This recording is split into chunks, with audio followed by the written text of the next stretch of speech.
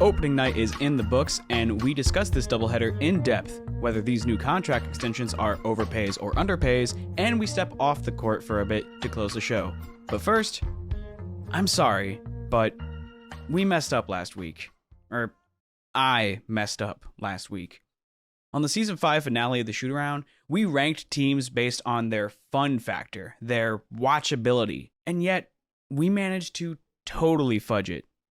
See, while each of our respective hosts have their own biases, as we all do, we take this show deadly serious and try to put our preconceived notions aside for the sake of bringing you, dear listener, the best podcast possible. So for this most recent episode, even though the topic was lighthearted and focused on fun, we still took precautions to preserve the integrity of our tier list.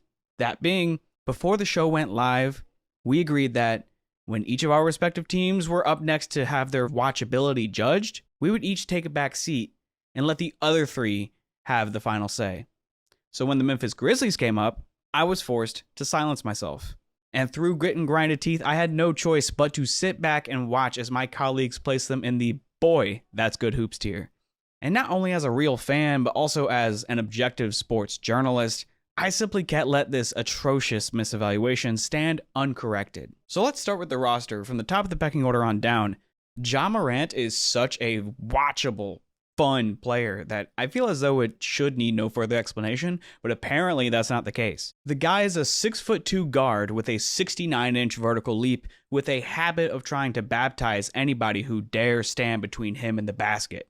His missed dunks are better highlights than what 90% of other NBA players are capable of doing. And he's fearless going to the rim. I mean, he literally dunked on the alien, Victor Wembanyama, in their very first matchup, with two hands, by the way. And it didn't even surprise anybody because we all knew that was coming. He was going to be hunting that no matter what. And when Ja's not throwing it down, he's making insanely difficult layups, toying with defenders with his ball handling, and making the most precise last-second jump passes probably you've ever seen. Probably at the highest volume ever, too. I mean, Demetrius has just made jump passes good. You know? Like that, in the past, that was something that was just like an automatic bench. You don't leave your feet to make a pass, and yet Ja Morant makes it something that is just part of the offense now. Ja Morant is one of the 3 to 5 most entertaining players in the league, all while being the size of an average Joe. Then you have Jaren Jackson Jr., who's not only a former Defensive Player of the Year, a shot blocker supreme, and the 4th best rapper in the NBA, but he's also a unicorn, a 6'10" monster with speed, dribbling ability, and a hilarious-looking jump shot. And if you hate perimeter-oriented big men for some reason, well then, surprise, he can give you the old bump and grind in the post too. Like, what's there not to watch with this guy? So even just looking at just those two, we already have one of the most watchable, fun duos in the league. But sure, Tripp and Ja might not be the absolute most efficient players. They're not going to shoot 42% from 3. That's Desmond Bane's job. So if you love shooting and silky offense, the Grizz have you covered with their 2-guard, and he's no slouch on D if that's your cup of tea either. And then there's the rookie, Zach Edey. Oh no, he's too big. If you're like me and watch the NBA to enjoy giants playing this game, well, nobody on the planet is about as big as, well, excuse me, not literally nobody, but nearly nobody on the planet is as big as Zach Edey. And Memphis kind of shocked the world by taking him top 10. And yet, even through preseason, summer league, and training camp, Edey has surprised folks by showing us that being 7'4", 305 pounds, athletic, and skillful does in fact translate to the NBA. He's only played basketball for like 7 years, and 4 of those 7 were at Purdue, where he was the focal point on both sides of the ball. Now, in Memphis, he gets to be the supporting piece, a key supporting piece. And instead of being, having the whole defense swarming him every game and him being a free throw merchant, he gets to just feast in the post against bench lineups. But maybe you're prejudiced against big guys, though. Maybe you love a short king. Well, let me introduce you to Yuki Kawamura. Now, obviously, this guy is not the 5th man on the roster, but he is the 5th person of note for me because he is the shortest player in the NBA with the biggest heart.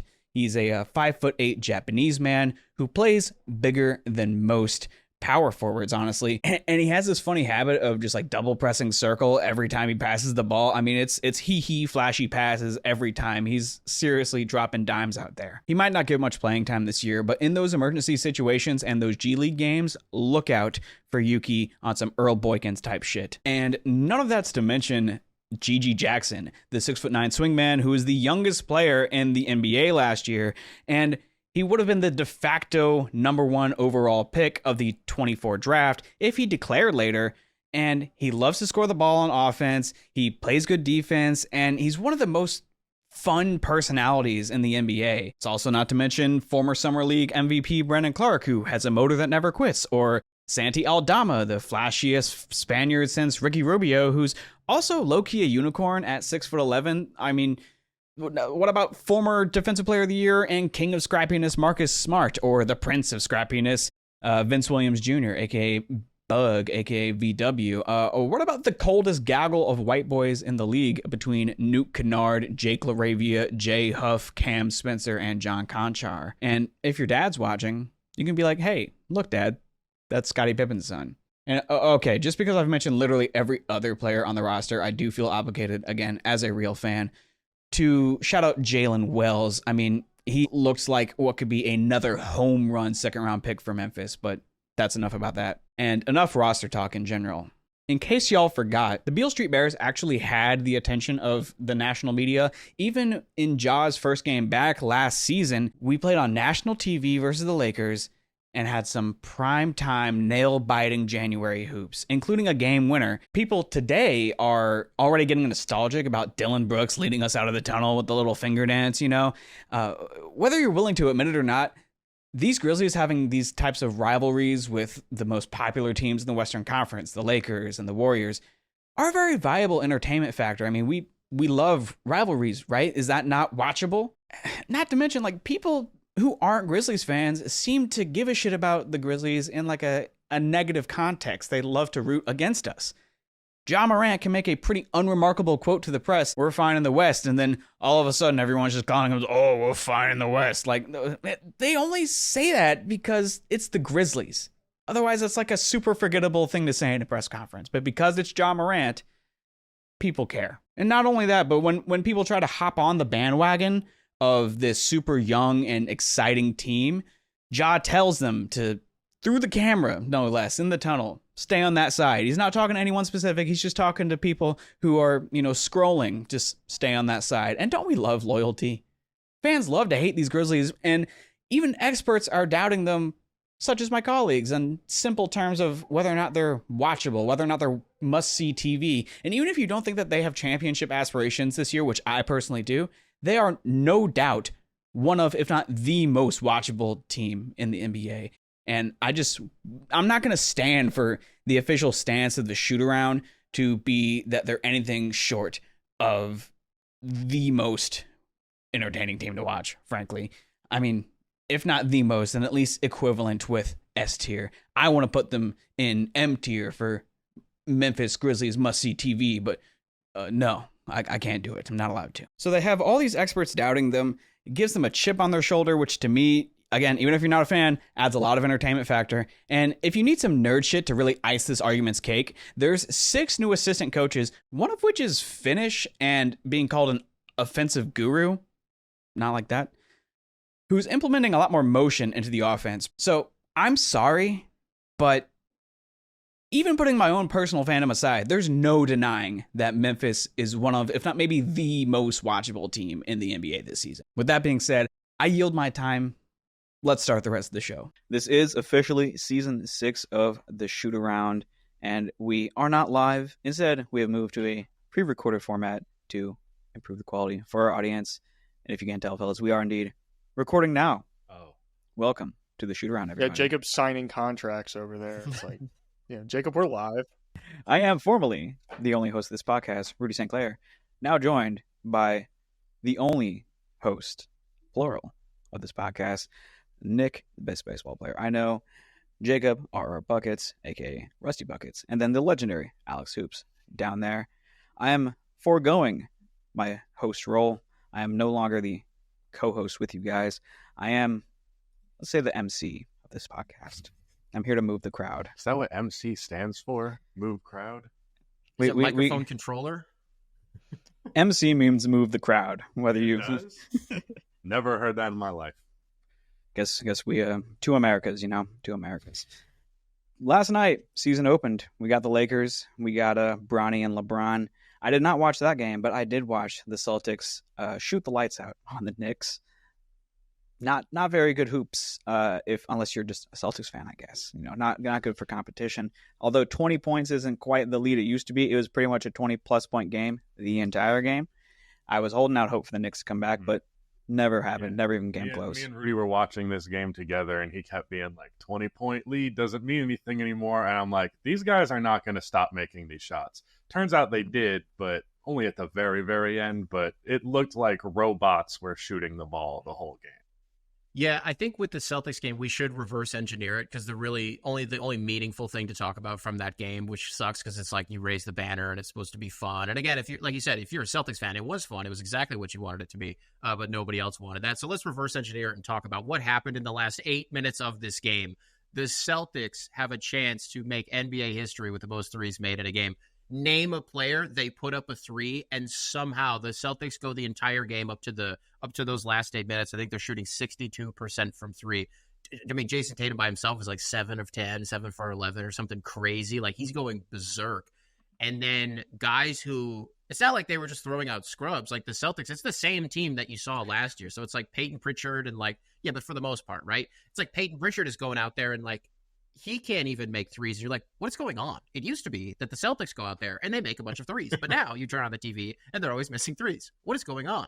It sucked because you watch the crowd every single time like they want it so bad. Oh, for fucking 30 minutes of real time. It was incredible. I feel like that ended up being the problem.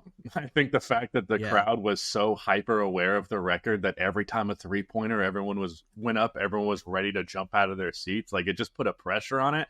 The Celtics ended up going 3 for 16 from three in the fourth quarter. And I guarantee you those three makes were all in the first 3 minutes. It was very funny. I think Xavier Tillman got a couple of open looks. Peyton Pritchard went 0 for 5. Sam Hauser went 0 for 4 after that 3-minute mark. He hit one at the start of the quarter.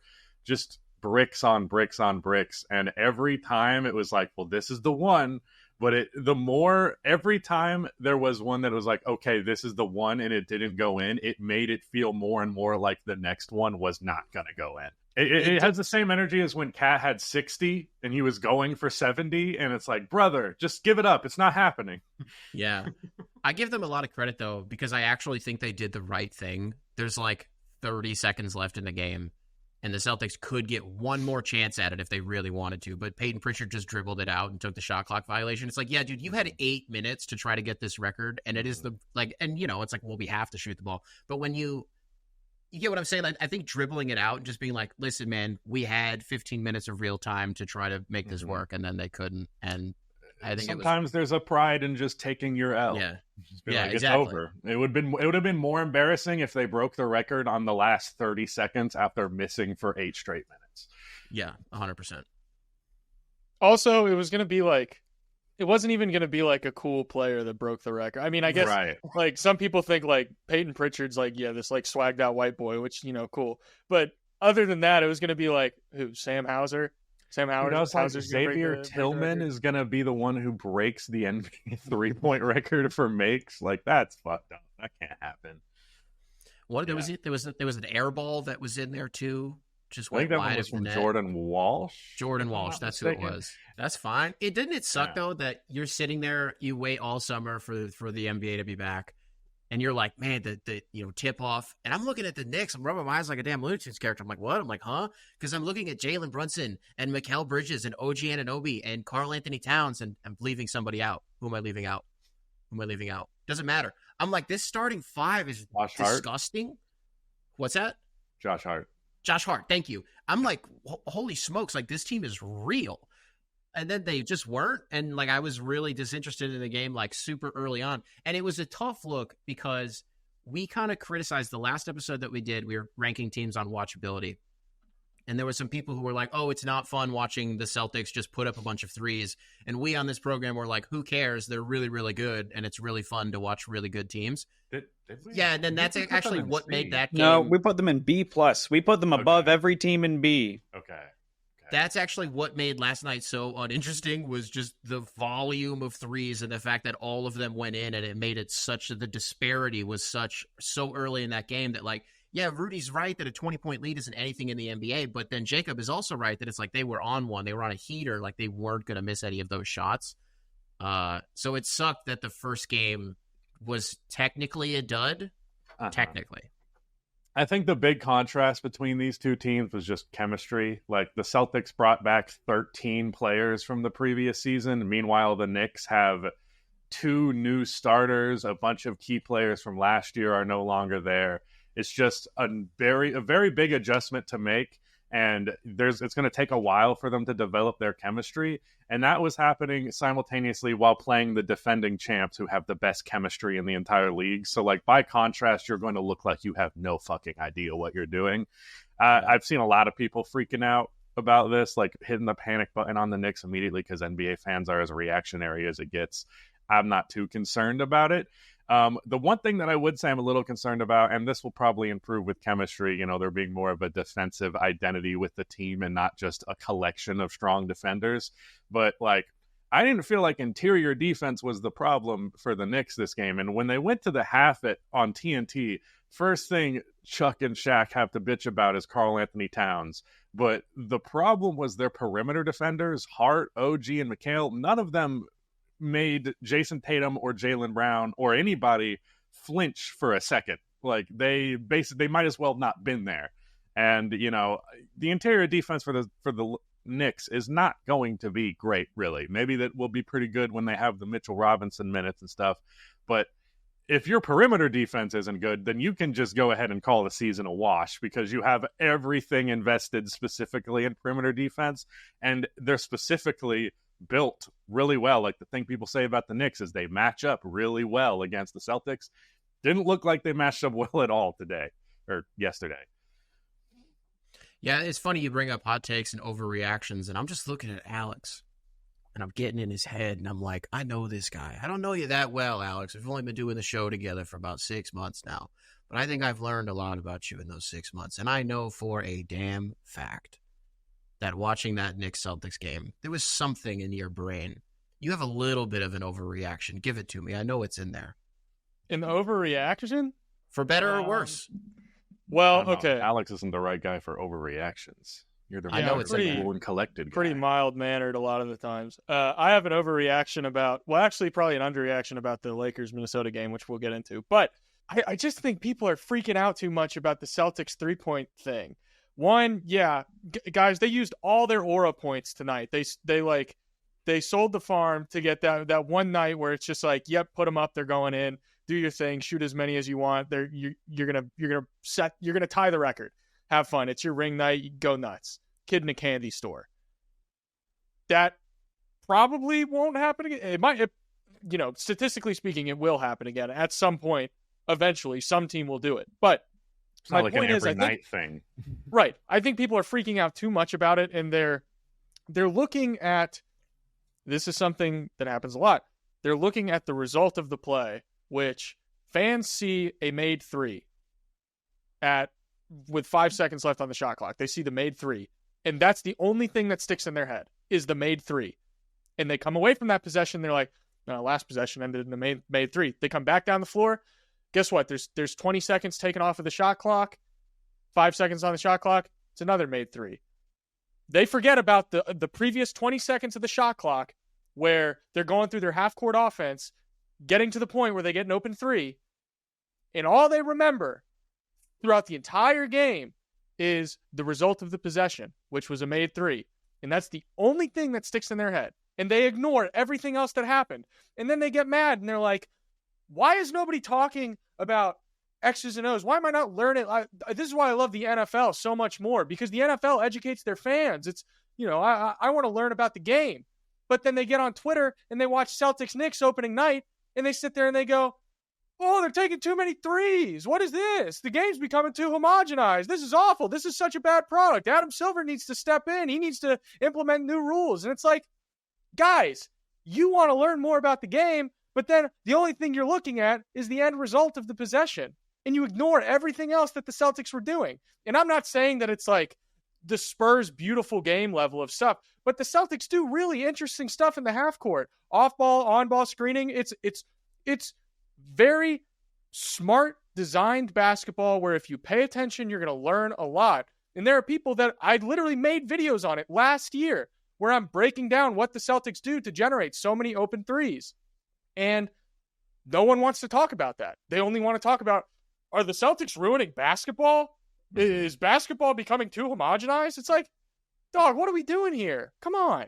I don't think it is, because it's not like what Boston does is something other teams can replicate. Like having the amount of high volume, super talented 3-point shooters on their team. Like, this is the most talented 3-point shooting team basketball has ever seen, if we're just looking like 1 through 7 or whatever.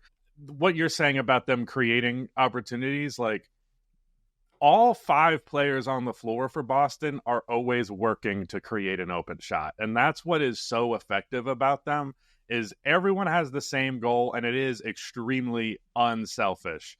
Everybody's like, we got to get the best look we can, because Boston shot a shitload of threes, but the thing about them is, like, if you compare it to like when the Rockets went 0 for whatever the fuck, 28, whatever that 27. was. 27. That game, they were forcing threes up like a motherfucker, and you're like, oh my God, stop shooting threes. The Celtics get nothing but good looks. Like, constantly excellent shots for excellent shooters in the flow of the offense. A lot of it starts with, like, collapsing the defense. Jalen or Jason put pressure on the defense. A double comes. They swing it around the perimeter. Somebody's open. They always are running really smart, intelligent offense, but people who have this, like, I hate high volume 3-point shooting thing in their head are like you're saying, they're only looking at the fucking play when the shot goes up. And it's like, there's a bunch of excellent basketball that is resulting in this open shot, and it's just being reduced to Celtics shoot too many threes. I remember leading into the game, right? The broadcast was saying, I couldn't remember if it was like an objective fact or if it was like an opinion, but they were saying that this team's returning roster was very reminiscent of the 2004 Pistons squad as they brought back their whole championship team, right? That was another team. What did that do for them? I mean, we went to the finals again. Yeah. And lost. Yeah, because Robert Horry hit the fucking shot of a generation, but we went to the finals. So, like, it went pretty well. Serial NBA champion, Robert Horry, by the way. But yeah, and I also seen some discourse on Twitter comparing how people talk about the Celtics team being so jump shoot heavy, being kind of boring, being reminiscent of the beautiful game Spurs, and how some casual fans call that boring. But to me, I think there was a more diverse shot diet with that Spurs team, to be fair. Right, because they're at, like, it was 2014 and not 2024. Yeah, they were leading the 3-point revolution, being a catalyst to the league we see now, where teams can make nearly 3-pointers in a game instead of, average maybe 20 on the highest end, right? And between those two comparisons, I don't know which team is better, the current Celtics, the beautiful game Spurs, or those Pistons teams. To me, it's probably the Celtics, because we were talking about this last night, Jacob. They made that comparison, and immediately I was like, yeah, I guess that's a fair comparison, because they're both, like, super deep, good defensive teams that's, like, very egalitarian in nature. But Jason Tatum is a serious differentiating factor. This is like if the Pistons got Melo instead of Darko. Yeah, that's what you were saying the other day. I will add that comparing those Pistons to these Celtics, dramatic difference in offensive capability. I was watching the Celtics the other day. I'm like, man, this might be one of the greatest teams I've ever seen. In terms of 1 through 5 on the floor, man, this is the most well-constructed, complete roster I have seen, at least in all my years of covering the sport. And I think that well-construction, that depth takes away from people's perception of Jason Tatum as a number one guy on the team, hence why he can pull off shooting poorly but still being clearly the best player on the team, unless you're a member of the TNT crew and ranking Jaylen Brown ahead of him in your top 20, but that's neither here nor there. Jason Tatum, if he was not on such a stacked team at this exact talent level, just cut and paste him onto, sorry, Nick, but like the Pistons, I think he is like flirting with a triple-double. He's like averaging 39 and 9. Like the dude is crazy good, and his numbers are only somewhat pedestrian compared to other superstars like Luka because he's on such a good team. I don't think we should penalize him for that. I've been sitting in the backseat waiting for this opportunity. So, Rudy, you changed, for our audio-only listeners, you've changed your Chiron since we started, but as soon as we started, you've debuted a new Chiron, which I believe was professionally casual. Indeed. So, just to piggyback off of what Jacob and Alex were saying, we have to do our due diligence in our roles in the show. Can I tell you something, Rudy? Please. I'm watching this game, and I'm thinking, damn, the Celtics are shooting a lot of threes, and this is fucking awesome. Like, I didn't have fun watching it because it was a shitty game, but I was like, wow, lots of threes. This is really fun. Like, I'm like, wow. Like, there was one that Tatum took. He just, like, he crossed his half court and rode a screen from, like, fucking Luke Cornett, or Al Horford, I think is actually who it was. Going left. Yeah, and, like, there was like 17 on the shot clock and it just went in. I was like, that shit's awesome. Like when there's a direct screen like that, I'm clocking it, but I'm not looking at a back screen and somebody running baseline and getting open and like Derek White is just wide open in the corner. I'm just like, where is the ball going and is it going into the net? And it did for the Celtics a lot. And so I was like, cool. Like, this is cool. It'll be more fun for me when it's the middle of January and they're like shitting on the Spurs or the Hornets or, just throwing out some arbitrary team. But it's not like the game that we've been not like waiting for, but just the return of basketball. And for that to be the first game as somebody who like, I don't hate the Celtics, but like I wanted a fun game. And I do like the Knicks was the other piece of it. Yeah. And watching them sucked, except I don't know what his box score ended up looking like, but my eye test gave Miles McBride a passing grade. Oh my there it is. God. There it is. I hear the wedding bells. Good. He was so good. Yeah, and that motherfucker was hooping. He has a lot of pressure on him right now because he's essentially like that first man off of the bench now instead of Dante DiVincenzo.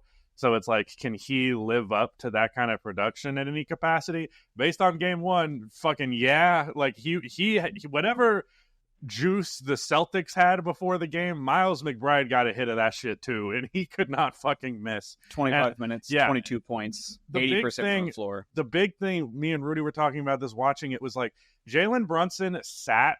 Obviously, they still lost the fucking game, but I think this theoretically works in most instances. But like Jalen Brunson sat for like the last third of the first quarter and the first half of the second quarter. And for the most part, the New York Knicks offense was about as good as it was already, which was dramatically underwhelming in this case. But they were still shooting 60% from the field. It was just that Boston was also doing that, except it was threes and not twos. Yeah, McBride, like everything, whether it was a catch and shoot, whether it was off the dribble, three-pointer, mid-range, all of that shit, it was like a laser going into the rim. 97% true shooting. Guys, Yeesh. You'll never believe this. You'll never believe this. I'm going to tell you, Jacob. Don't worry. So for the media pass, I'm not just doing this for the sake of like plugging the media pass. But we did 6 breakout players. Matt and I both chose 3 breakout players, and I just so happened to choose Deuce McBride, and I found some very interesting numbers from last year, and I'd like to share them with you. If you want to see my full spiel on Deuce McBride, go check out the recent episode of the Media Pass after you finish watching this episode. 3-point shooting last year for Deuce McBride. Per 75 possessions, he attempted 7.6 threes. He shot 40% on all 3-point jumpers, 41.6% on all 3-point catch and shoot jumpers, and 36.7% on all 3-point jumpers off the dribble. I'm not saying that he is going to be as good of a shooter as Dante DiVincenzo. But it just so happened that they kind of had like a 75% version of Dante DiVincenzo ready to just step up. That's why I think they were more comfortable moving on from him. Because they're like, I think Miles can mostly do this shit anyways. Yeah. But yeah, I think he's going to be really good. And so just on other Knicks players, if we're doing eye tests and who passed and who didn't, I don't know what his box score looked like. So what is Jericho Sims' deal? Like, what is he like? What's his deal? He is a center. He plays Okay, the so center he is position bad. for the New York Knicks. Okay, that all is right. true. I wasn't crazy. Okay, all right. I'm like watching him tool around out there. I'm like, what is the fuck is this guy? He's like what is it? I don't know. I don't have any It's jokes. not good. It's for this. unfortunate. Okay. You know who's a more important center for the New York Knicks that we need to talk about? Karl Anthony Towns. Debut Knick game. Looked pretty okay. You know, he had his moments where he was still cat, defensive laps here and there. But as far as like scoring difficult post shots from 10 plus feet out, buckets. And like there was maybe a 2-minute period where the Celtics kind of chilled a little bit before that fourth quarter. And it was when the Knicks were really trying to deliberately slow the pace down and just like do these cat post ups. And they just kept working because Cat's kind of wishy-washy as a post player. Sometimes he's good at it. Sometimes he's not. It kind of depends on the day. You could kind of say that about a lot of things with Cat. But yeah, it wasn't even a mismatch necessarily. There were a lot of times he just straight up posted up the center, put up a hook shot, and that shit went in every time. He got like this crazy sweeping and one hook on Al Horford towards the end of the second quarter. I'm not trying to derail this. That just reminded me you saying Al Horford. I don't want to call this an overreaction. This is just like a personal, like not a vendetta, but it's just a thing that I have. Can I give you my takeaway from that game? Go for it. I think Al Horford just needs to fuck off. He's old, and I'm tired of seeing him. That's it. He's not doing anything wrong. Like, it's not, what was the championship at Florida 17 years ago? Not 17 years ago. Are you saying that he's getting greedy? Maybe? There it is. Maybe that's what it is. He just needs to, like, be a coach or something. But it's like he still has basketball in him. It's not an ability thing. It's just like when dudes have been in the league for too long, if you take out, like, LeBron and, like, Jeff Green, okay? Like, I didn't get this way with Vince Carter either because he was motherfucking Vince Carter. Like, what? Like, it's fucking Vince Carter. But I hated Al Horford in Atlanta, and I hate that he's, like, still impactful, and I'm just over it. I don't know how to articulate this, but I think you just want some new characters. I think so. I think a new silhouette would be refreshing for me. That's the thing about the NBA right now. These old characters don't go away anymore. They just linger because, like, Al Horford's like 38, LeBron's 39, Durant's 37, Steph's 36, KD's. Did I say Durant already? I sure did. Yeah, you did. Just a bunch of old. Chris Paul's like 39. They're still here. They're still hooping. It's like, man, let these new characters step in. But at the same time, there's a novelty to it. It's like, man, these fucking old ass dudes are hanging with these 20-year-olds. Right. Like, it's not right. And that's what I just want to emphasize. It's like watching your dad play at the Y. Yeah, I suppose. Hey, here's another question. I thought Cat was wearing 5. Why were there Karl Anthony Towns 5 jerseys getting printed off? Why was I seeing those if he showed up wearing 3? Oh my God. Oh my God. Boomer take alert. Can we get a sound effect for this? I'm hitting the button, Rudy. Add this in post. Boomer. It's opening night.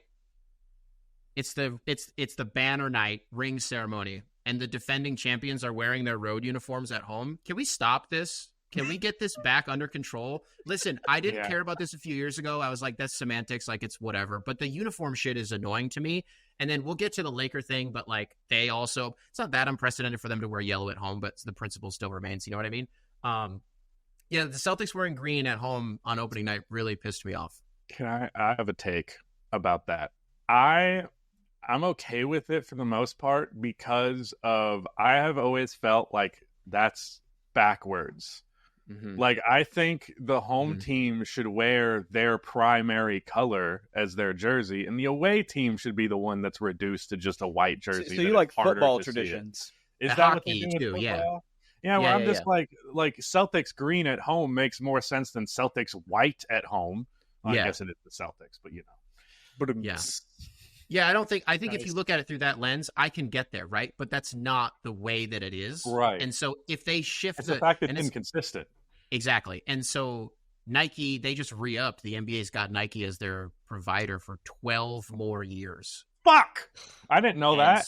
Yeah, and so this is going to be the thing. So Rudy, Jaylen Brown's never going to make it to the Olympics now. We're going to get so many fucking garbage city jerseys, bro. Oh, my God. It's the saturation of jerseys, and it's a whole thing. But, Rudy, have we covered all the bases? Do you think we're ready to move on to Why is Lakers? Everything a content farm? Even jerseys are a content farm now. There's one other point of comparison that I think is obligatory. There is a certain player on the New York Knicks and a certain player on the Celtics who both did the same thing this season. They worked on their jumpers. Jason Tatum, clearly, it went very well.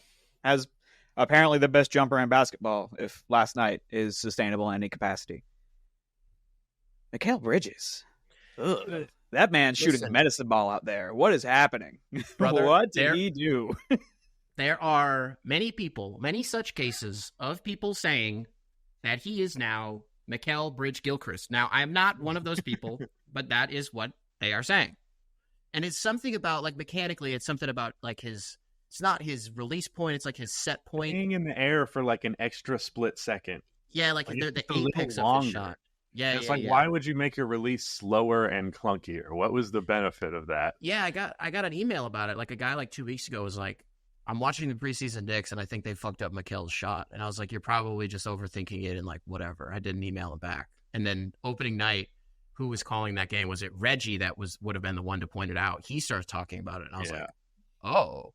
And then I saw a little frame-by-frame breakdown of, like, Nova, Phoenix, Brooklyn, New York, what his shot has looked like. And I was like, whoa, maybe there is something different. Mm-hmm. That would just be so tragic if the Knicks traded 5 first-round picks for a guy and then he permanently fucked up his jumper. Because I saw the stuff about his jumper being broken in the preseason, and like you, I was like, it's probably fine. Because it's the preseason, I'm like, maybe he thinks this is a good idea and he's trying it out on the court, and then he's going to realize, nah, bad idea. Let's go back to the old thing. But instead, no, he's like I remember, do you guys remember when James Harden was taking those 1-foot 3-pointers in the preseason and everyone was like, he's got a new move, and then that shit did not translate at all? I thought that was what was going to happen here. Is like, he's going to come back, he's going to shoot just the same way he did. He hit a 3 in the third quarter and like a mid-range fadeaway, and those were like the only jumpers he made that I can remember anyways. Otherwise, it was just Brick City, and he had the type of form where it's like, oh, so that's not going in. Like, before the shot is up, like out of his hands, I'm like, oh, so that's not going in. It looks fucking pitiful. Like, it looks like you don't even know how to shoot a basketball at an NBA level. So it's baffling to me that someone who has shot the ball very well at an NBA level would bother with it. Like, I get if you're fucking Ben Simmons and you want to mess with your jumper, or I get if you're Jason Tatum and you've shot like 30-something% from 3 for the last couple of postseasons. Lonzo. But, like, yeah, right. But Mikal has been a good 3-point shooter for pretty much his entire career. So I don't know why you're like, you know what? This isn't good enough. Yeah, and if you're the Knicks, are you almost like, fuck, I hope this guy does start missing games? Because if he's going to shoot like this, because they said it on the broadcast last night, it's like 6 years in a row that he's led the NBA in corner threes. It's got to be a percentage, not total makes, because 6 total makes is crazy. He is an Iron Man. I think Drew Holiday was total makes last year. Yeah. Mm-hmm. Dude, I mean, you can't be rooting for him to miss games. You have to be rooting for him to fix the jumper, because if the jumper isn't fixed, then that's wraps as far as I'm concerned. You gave up, 5 first-round picks for the guy just for him to forget how to shoot? You might as well just throw the towel. If you invested that much in a guy who can't do the one thing offensively that you want him to do more than anything else, like the secondary shot creation and all that, is secondary. You specifically want him to be a super talented 3-and-D player, and if the 3's not there and he's only a D player, then you paid way too much for that. Probably already paid too much to begin with, but it's especially the case if he just forgot how to shoot 3s. I have a hot take. Go for it. I think that all this discussion about Mikal's shot like being screwed up is going to age poorly, because I've watched, I did like a personal research journey on this back when that pregame shoot-around footage came out, where everyone was like, oh my gosh, this could be really, really bad. And I went back and I watched footage all the way back from him in like his rookie year in Phoenix. And his jumpers may be a little bit different, but I don't think there are like drastic enough changes that like his shot is broken. Especially because like in the second half, his shot looked much better. And everyone was like, well, maybe he didn't mess up his shot. And like, I think we're just being reactionary NBA fans where we're like, we saw the pregame. People did it with Chet Holmgren with a pregame shoot-around clip that came out from preseason where he was doing a shooting exercise where you go through the steps of your jump shot to exaggerate where you're messing up, and any mistakes will be more noticeable and you'll be able to fix them. And everyone was like, Chet messed up his jump shot. I think it's very possible that we're saying Mikhail's shot, he ruined the shot because he shot bad in the first half. But if he didn't attempt a single three in the first half and just shot like he did in the second half, then I don't think we're having any of these conversations right now. I think we are, again, only looking at the result and drawing conclusions based off of that. I think the Chet example is a little different just because he didn't actually take that onto the floor like during the games. So it's a little different in that regard. But what I was going to say... How do you mean? How do you mean? Well, he wasn't shooting it like... He shot it like that, shooting around, but in the preseason, he wasn't actually doing that in the games, where Mikhail was taking this form onto the floor, and it is a little bit different what he was bringing on the floor in that first game. My take is that the pregame clip that came out that everyone was reacting to with Mikhail Bridges was exaggeratedly slow. Yeah. And his shot last night was not. I think he was specifically going through his shot form slowly in that pregame clip, and everyone ran with it. And now it's just a situation of confirmation bias where people are looking for things to reinforce the idea that they got from that clip, where they're like, his shot's messed up, because they saw that clip and they saw him miss threes in the first half, and they're like, oh, he messed up his shot. But in reality, if you look at his shot in previous years, there are very minor differences, but again, he's always had a funky looking shot. This is what I've said before. Yeah. He has ridiculous arms that make his shot look weird. Yeah. I'll just say, and this could be just my memory being poor. It seemed like his jumper was a little bit different than I remembered it, but maybe it's been a little bit since I've watched some Mikhail Bridges highlights. Just quick thought. I think you should make a YouTube short about that. That would be good. Just a quick side-by-side of his old shit. That's pretty easy content, and that's a good take. Yeah, go. Well, I've already got the clip. I was literally sitting over here watching the clips as we're talking about it, because I've already done that like a couple weeks ago. I did it, and I was like, I need to make sure that I'm not crazy here. I do think pretty much every off season, or when we get into a new season, we have a conversation about somebody having a new jumper, both positive and negative, and it usually doesn't end up sticking. So I'm mostly what I was saying there is like, wouldn't it be crazy if I'm a betting man, I'm not saying he broke his jumper forever. Right. Well, look at Jason Tatum, because everyone did the same thing with Jason Tatum when he had that pregame shoot-around clip. Everyone was like, oh my gosh, he ruined the shot. But then he made his threes last night, and now no one's saying he ruined the shot. And it's like, most people who I saw talking about him were saying the opposite, because his jumper's been kind of off at times, especially during this last postseason run where he shot like 32%. So I saw a lot of people being like, maybe he's corrected his jumper that's been kind of awkward at times the last few years. Because like his pull-up, his pull-up shit became like his percentages on pull-up threes were getting worse and worse as the years were going along, and his pull-ups looked great in the first game. Yeah, I'm saying that people. I'm not saying people were inherently saying that he broke his shot after that pregame shoot-around clip, but they were like, oh my gosh, he's messing with his shot again. Because like you said, in the past, they've been like, what happened to Jason Tatum's bag? What happened to his shot? Et cetera, et cetera, et cetera. So when that same thing happened to Jason Tatum, that happened with Chet, that happened with Mikhail, everyone was like, oh no, he's got like a weird thumb flick now. Why is his left hand flaring out like that? This, that, and the third. And then he made his threes last night, and now everyone's like, oh, Jason Tatum fixed his shot. So it's all if Mikhail starts making his threes, we're all going to say, oh, his shot's fine. If he misses his threes, then yeah, we can start having a discussion about like, what is the specific mechanical thing that he did that is different now.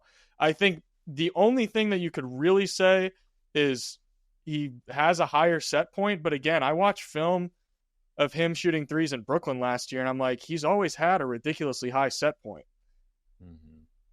So Rudy, I've been watching a lot of Shark Tank lately, and my favorite thing on Shark Tank is when the sharks go in together on a deal. And I think what I'm learning here is that Alex and Jacob, at the end of the day, are on the same page with this. Rudy, what do you say we go in on this together? And just for the sake of having something to root for on this program, you and I go in on this deal together that Mikal Bridges' jump shot is fucking busted and he'll never recover from it. I'm talking sub 32% from three this season. You want to go in on this together? Yeah. I'll sell all my Mikal Bridges stock. That's fine. That's fine. Especially because like the Grizzlies thing, the way that we offered like the Godfather package for him and still didn't get him. Fuck him. That's on Brooklyn, brother. That is not on him. I'm sorry, but his trade value is not equivalent to Kevin Durant. I don't know why we offered that. He can't even shoot. Chandler Parsons is better. OG Anunoby has gone unmentioned. He is another core Knicks starter. He performed poorly last night, getting 4 points, 5 rebounds, 3 assists, and a steal on negative 21 plus minus 1 of 7 from the floor, 0 for 4 from 3. And then I want to talk about like how New York was playing ethical hoops to start the game. They didn't miss. They were taking hella twos. They were making middies. They were doing everything right. And it didn't matter because the Celtics did everything right and they still indicted him. Exactly. Free the Knicks is all I'm saying. Now I need you guys to tell me about the Lakers game because once that fourth quarter of the Celtics game rolled around, I left Jacob's house, came into the office, started preparing for the show, doing this, that, and the third. I'm a businessman. So, alas, I can't enjoy anything. You guys need to tell me how you enjoyed the Lakers game.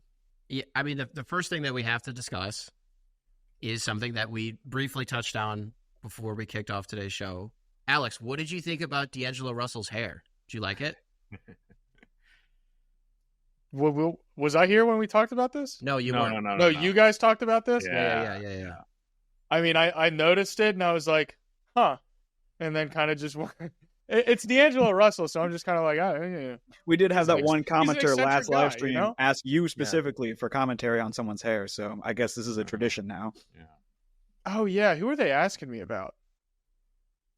Does anyone remember? If someone should get dreads, I don't remember who, though. It's like, what do you think this Alex player is the arbiter of who should get dreads. Right. I think I'm like the last person that can be an authority on that. Yeah. I think I'm not allowed to be an authority on that. No, you're not. The only opinion you're allowed to have is that none of us should have dreads. Yeah. Right. That is one thing I can say confidently.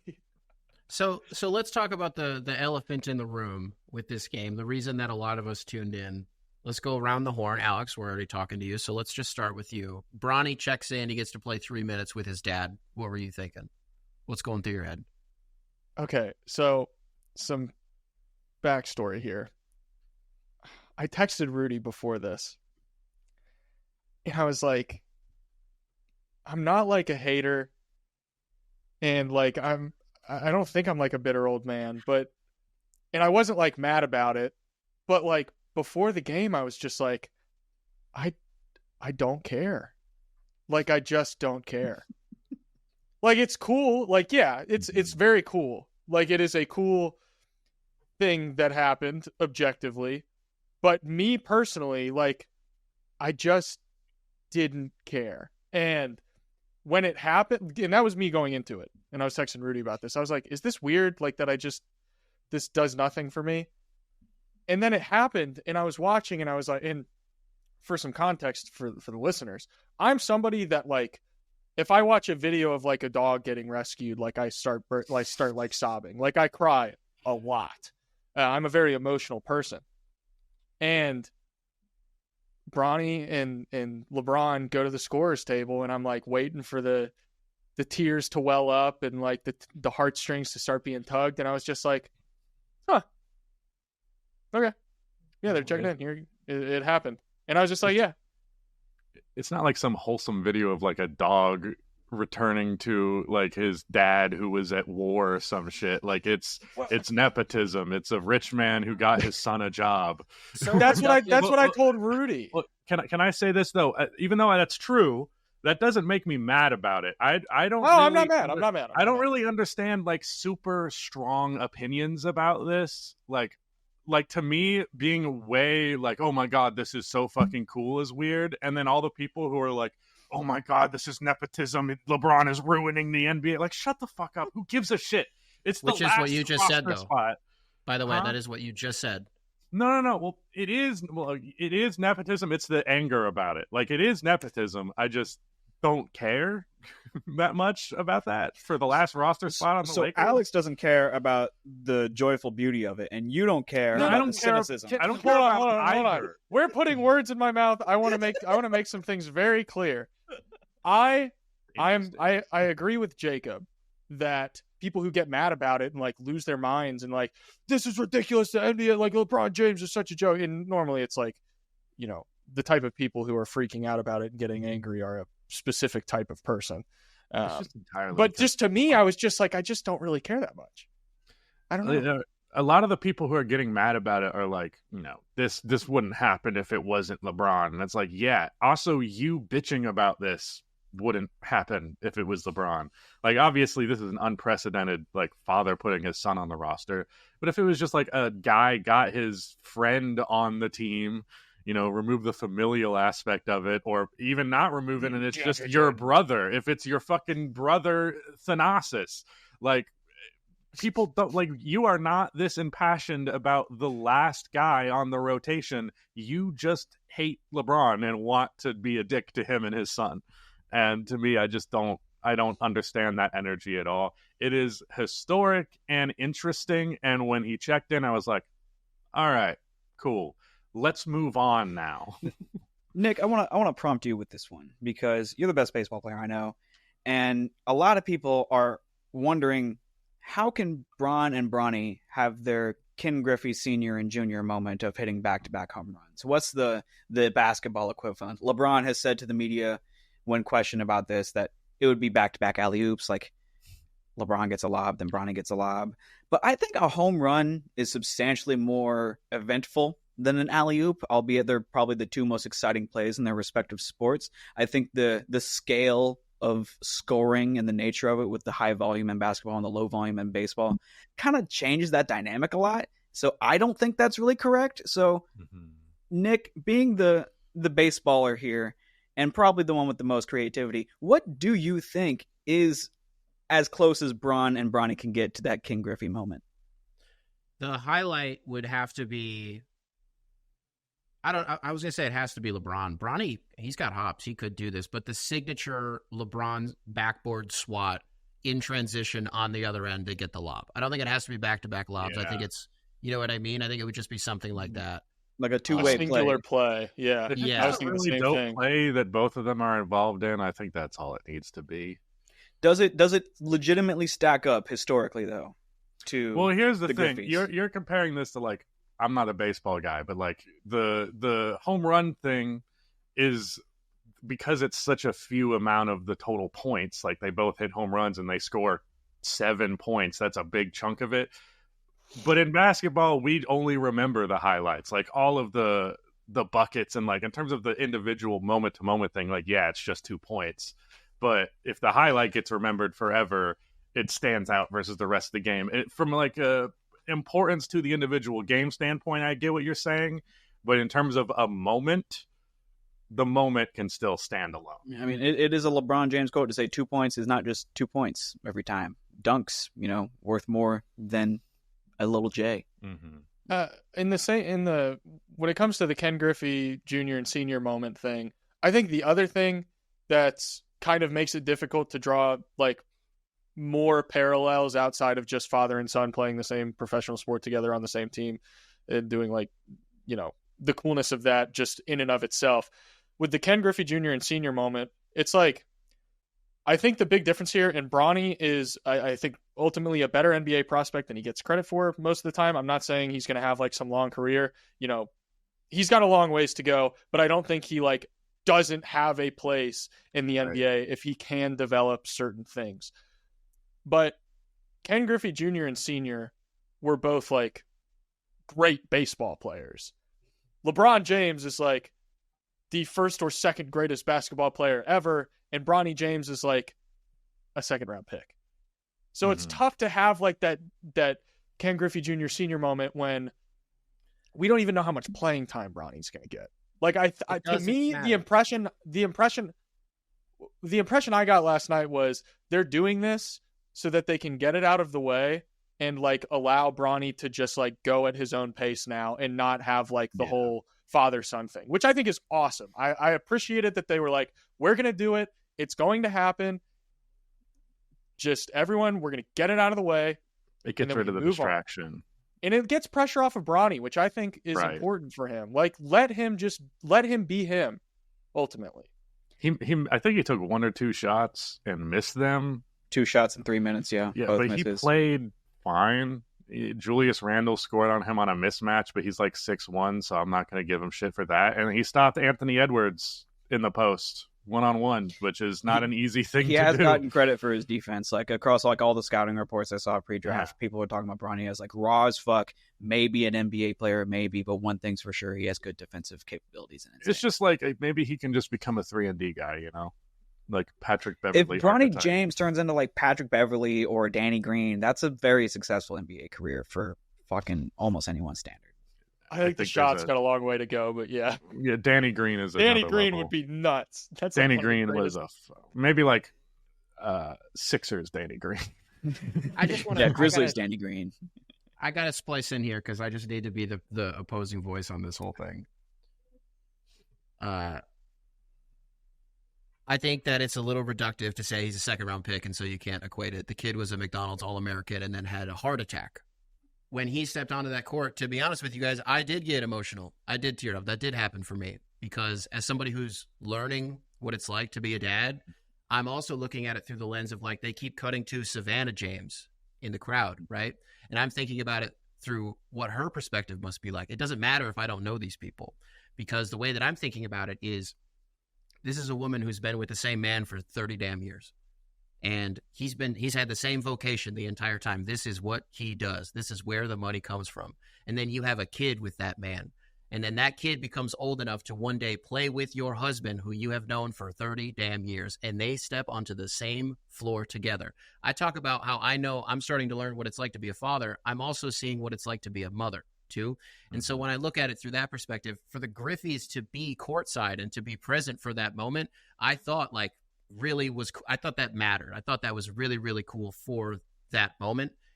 And I don't think it's like, sure, in an ideal world, we all want them to have that capital M moment where they do something cool together. Mm-hmm.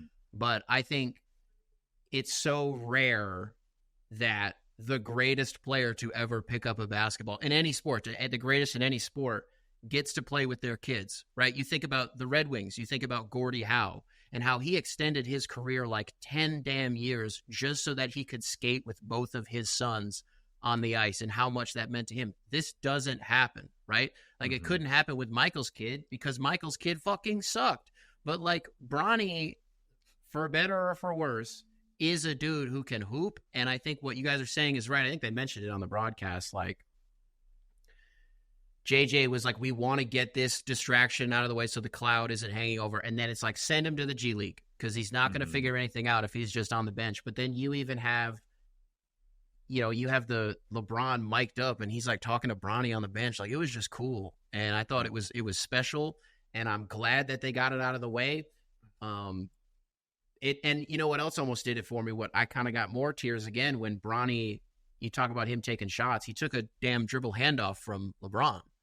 And I was like, no fucking way. Like, this is going to be the coolest picture I've ever seen in my life if this ball goes in. And I'm sure there are some pretty cool photos of it, right? But the shot rimmed out. It looked like, listen, mechanically it looked great. It looked great like it was going to go in until it didn't. And then I was like, damn, wanted that so bad. I wanted that 3 more than I wanted any threes in the last 8 minutes of that Celtics game. But no, I don't want to say like it meant a lot to me, but I felt very privileged to be alive for a moment like that. And that I'll always be able to be like, man, I remember no matter how this ends, no matter what ends up happening with Bronny's career, whatever it is. Because I'm also thinking like, I'm watching LeBron himself, like his kid aside. I'm just like, I can't believe I'm still watching you play at this level. He had a dunk like in the second quarter where it was just like the fastest little yam that you've ever seen, that Bron shit that he does, that quick little tomahawk that he does. I'm like, you still do this. And the box score won't reflect like how good he was, but it's just crazy to me that He's going to be 40 this year. We're in year, 22? It's going to be so cool when he retires during year 23. Like, that's just going to be perfect. But it meant a lot to me as a fan. What you think's going to happen? Yeah, for sure. Because if he was going to retire this year, we would have already have known. That guy is 100% going to do a season-long farewell tour. Yes. Yeah, we're talking about that on the way to the office today. I want to make something very clear because Nick gave like this very moving tribute to this situation, and now I feel like a jerk. I'm not. Bronny has overcome a ton, and I have the utmost respect for him for how he's handled everything. I do not have anything against the kid. I don't have anything against LeBron. Like, I don't want anyone to think that I'm like this bitter old man because, Nick, I understand where you're coming from, and I understand why I'm mad at to you, and I appreciate that. I just don't want it to come across like I'm trying to just be like, who cares? Like, to me, it was cool. I appreciated what it meant to people, and I appreciated how cool it was for the sport just to see a moment like that happen.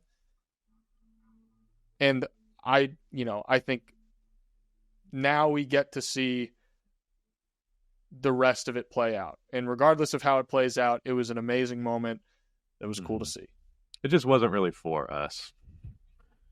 If you're a father or a LeBron fan or both, probably hits a little harder.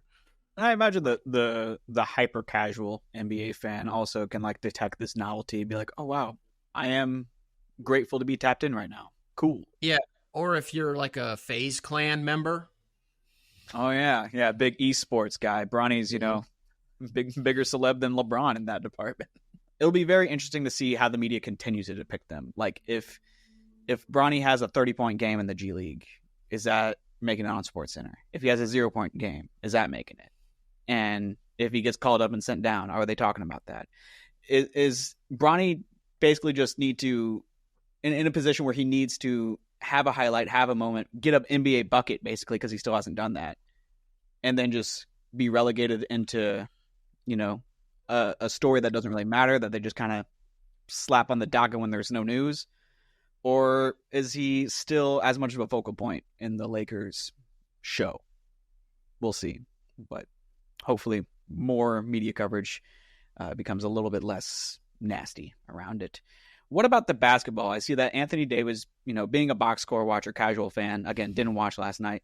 Anthony Davis stands out to me. 36 points, 16 rebounds, 4 assists, 1 steal, 3 blocks on 11 of 23 from the field and 1 for 3 from 3. I've even heard, I think I heard this from you, Jacob, that they're looking to use AD as more of like a hub, like a Jokic-esque hub per JJ Reddick. I wouldn't necessarily say Jokic-esque, but yeah. Right, but yeah. I think the broadcast just said they were trying to JJ's trying to run the offense through him. Mm-hmm. Yeah, and so apparently they did. I mean, he's their leading scorer by a lot. Only player to get 20 points, and he got 36.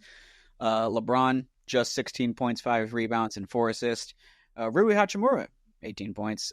What's the story with this game? Like, what broke down? Like, do we want to talk about the Timberwolves side of things? Because we haven't really talked about them. And Alex, I know you're especially high on the Timberwolves post-trade compared to most like educated NBA fans. Like, I think a lot of people were low on the Timberwolves for moving Cat, getting Julius and Dante, whereas you are kind of higher on them. Did you see those higher expectations be fulfilled, or were you let down? What's the talking point from Minnesota's angle for you?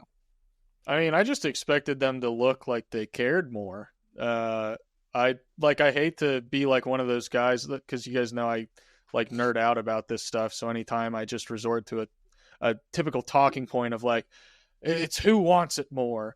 But like the Timberwolves did genuinely, like, I don't know how even the smartest of basketball fans could come away from that game feeling like the Timberwolves gave their best effort, because I just did not get that impression. I thought defensively they did a lot of stuff really well. Obviously, AD went off and Rui Hachimura went off, but ultimately, like, there wasn't really a time where I was like, the Timberwolves are playing horrible defense right now. Their process through like the first 2 quarters, I was like, but then you get to the offensive side of things, and I was like, why is everyone just standing around? Like, no one was doing anything. Yeah, no motion at all. And it took Dante DiVincenzo. Every time Dante DiVincenzo would come off the bench, instantly things changed. Like, he'd come in, he would be flying around the floor, like seeking out handoffs, keeping guys moving, like trying to create dribble penetration. He was like absolute definition of a spark plug off the bench. I thought he was fantastic. But other than that, I was just like, why is no, like, Anthony Edwards would get a screen, he would get a switch. Like, to me, Anthony Davis is one of the best defenders in the world, but one of the best things you can do is keep him moving. Like, make him move his feet. Make him have to follow you off of a screen. Like, make him keep up with you. Anthony Edwards is one of the most athletic players in the NBA right now. And he would get a screen from Rudy Gobert, and he'd get a switch on Anthony Davis, and he'd just sit there dribbling at the top of the key. And I'm like, dude, you have the best, like, arguably the best defender on the planet standing directly in front of you, and you just want to stand there and dribble for 7 seconds, take 7 seconds off the shot clock, and then have your team try to put up a grenade at the last second. It's like, what are we doing? Julius Randle, probably my biggest criticism is dude just does not bring the ball up the floor. Like, the Lakers are an older team at the top end. Like, obviously with LeBron, AD's not young anymore, but he's not necessarily old. And D'Lo isn't, he's not young anymore. He's older. And the Timberwolves are still kind of a younger team. And Julius Randle would get a rebound, and he'd just saunter up the floor. Mm-hmm. And everyone else is sprinting up the floor. But Julius Randle's not. And I'm like, you have these older guys and you have an unset defense that you have a chance to attack and capitalize on right now, and you're walking the ball up the floor. I was like, to me, that's stuff that that's unacceptable. I need to see what the vision is. Obviously, the Timberwolves had guys that did not shoot well. Nickeil Alexander-Walker still looks like the shot is going to be a struggle for him after a really good season last year. But then the preseason rolls around, and we're all sitting here like, ooh, he might have forgotten how to shoot. Naz Reid, I think, like, we had these conversations where we're talking about him being, the center, the backup center. And I think for all intents and purposes at this point, Naz Reid is definitely more of a forward than he is a center. He does not really do a lot of the things that you need a center to do. Not really, especially defensively. Mike Conley is old. He is objectively old, and he looks old, and it bums me out. But, man, they were targeting him on defense last night, and it was bad. So, Timberwolves, the second I saw Joe Ingles check in, I was like, oof, this is not good. Yeah, the big thing for me with Julius, and this is a pretty common thing when a player gets traded somewhere where they're not looking for their own offense enough. I definitely got that impression with him where he was like really, really looking to pass the ball, do a dribble handoff, things like that, not looking for his own offense. I might be a Julius hater, but I don't think him just being completely non-aggressive offensively is necessarily the move. That's not good either.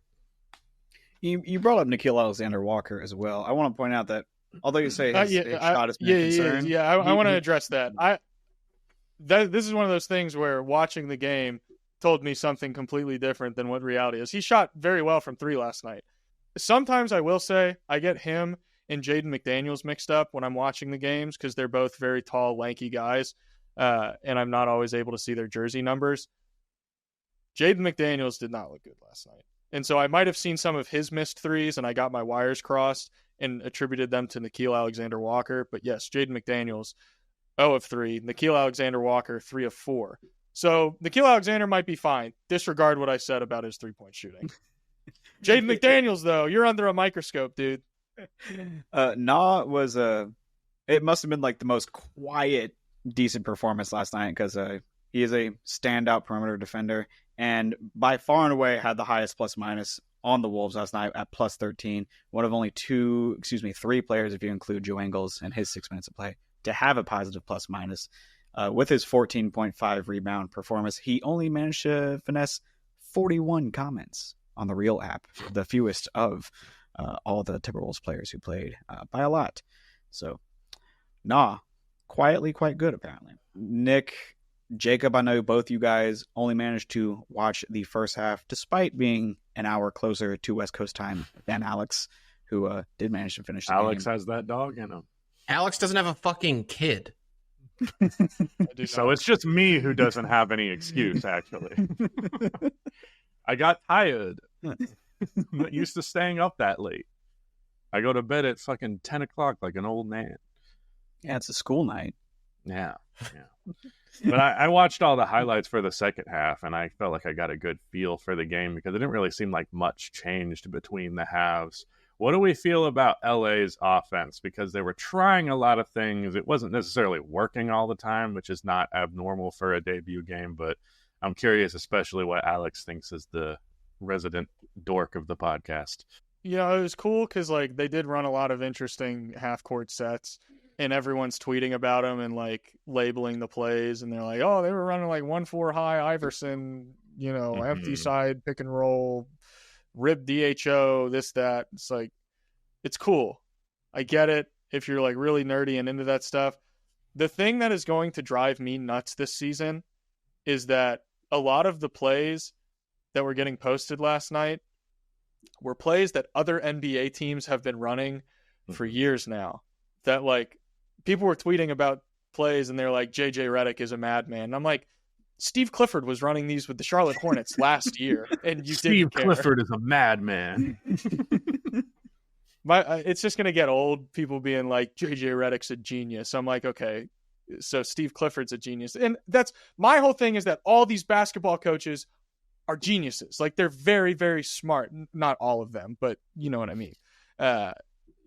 There's definitely some bad coaches. Let's not get ahead of ourselves. But my point is, it's going to get a little old. Everyone just freaking out anytime they run like a set play. I tried to be the digital Paul Revere on this whole thing and tell people that they do not want JJ Reddick to be an NBA head coach, because once you build up this fucking K-pop hive, and then suddenly you're the coach of the most prolific franchise, maybe not just in basketball, but in the world, at the very least North America, you give that guy a shot to run the show, yeah, people are going to be fucking sickos. I'm just excited to see what happens if it doesn't work and how hard people turn on him. Hey, as a quick pivot, did you guys see the young man in the three is now a thing?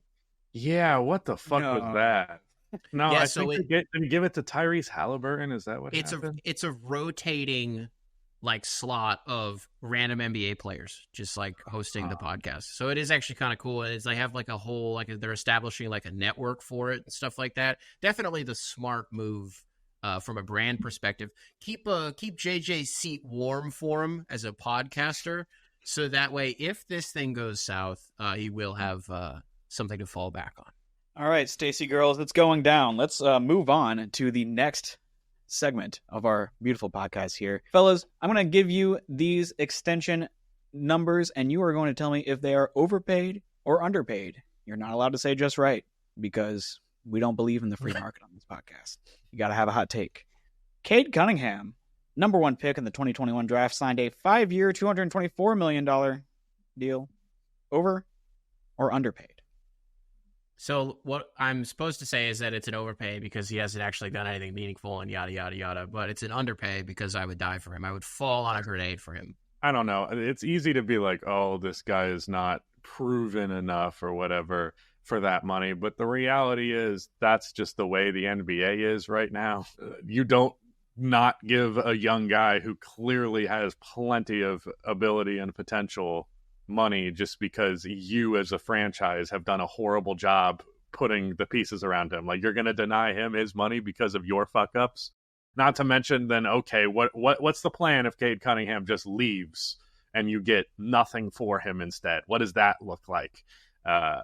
Especially when you have to account for the desperation of the franchise that you're talking about. And when the Pistons have something resembling a star-level talent, they hold on to that for dear life, whether it's Cade Cunningham or Andre Drummond. Let's just hope this isn't a repeat of the Andre Drummond thing. At the very least, Cade Cunningham seems like the right archetype of player to build around as opposed to a rebounder. Since we can't say neither, I'll say overpaid because there's a chance, but also maybe 5 years from now, when your average star player is making $90 million and Cade's making $45, that looks like a steal. So for now, I don't think Cade is currently a $45 million a year player, but I think it'll be fine. I think he's underpaid because the salary cap rises every single year, and so they signed him to this extension now, which is based on current salary cap numbers. And as the salary cap rises, this contract will remain the same. So they are getting him at a dollar amount that you may look at and say, he's not worth this now. But by the end of the contract, when the salary cap's risen by $75 million, we're going to be like, oh, he's only taking up like 22% of the cap. That's fine. So he's underpaid. Yeah. We're just going to go on the draft order. Jalen Green, 3 years, $106 million. Overpaid or underpaid? I don't think he's either overpaid or underpaid, but I think the structure of the contract is stupid from the Rockets' perspective. The big issue is it's a 2+1.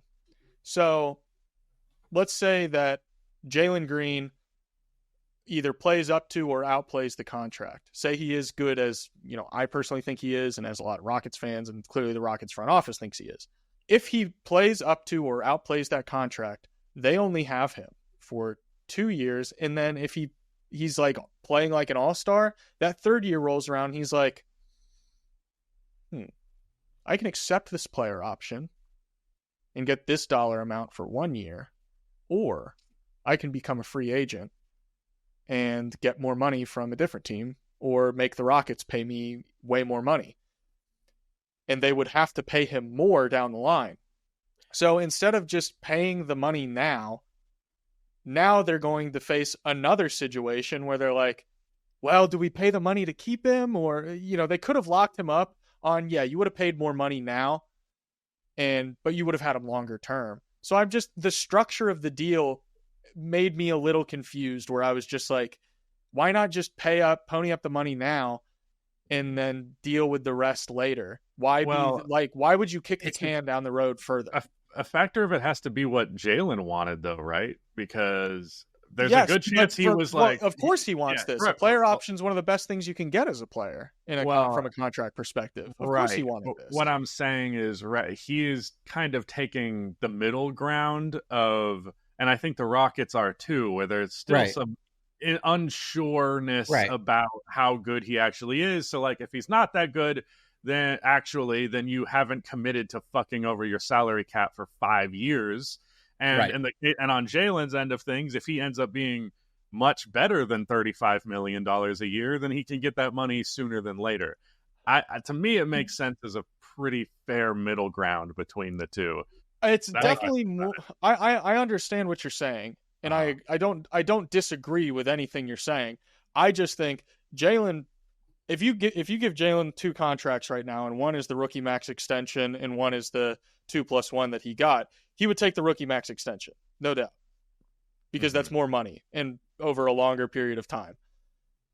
The Rockets, I'm of the opinion that if you have the talent, you kind of just have to pay. Like we said earlier, that's just how it is in the NBA. Like you just gotta pony it up. So I just personally, from like my personal philosophy, obviously I'm not a general manager. I'm not a salary cap guy necessarily. So, my philosophy could be wrong, but I'm of the opinion that, you just, it might be an overpay, but you pay the money and then you figure the rest out later. So it's like a show of faith on the Rockets end of things. Hey, we're going to give you $100+ million. What does he say, Jacob? About $35 million a year because of what you've shown us so far.